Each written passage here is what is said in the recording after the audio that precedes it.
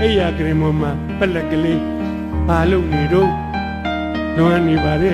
ကိုကောင်ကသူ့ချစ်သူနဲ့ကွဲလို့လွမ်းတာမင်းကဘာရှိလို့လွမ်းရတာတော့အဲ့ဒီဘာမှမရှိတာကြီးကဘိုးတောင်းလွမ်းမှုကောင်းသေးကျွန်တော်မငိုပါဘူးငိုရင်လည်းချော့မဲ့လူမှမရှိတာပဲ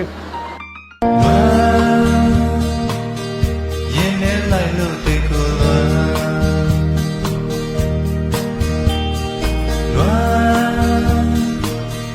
ရင်နဲ့ရှိရဲ့ဒီဇလန်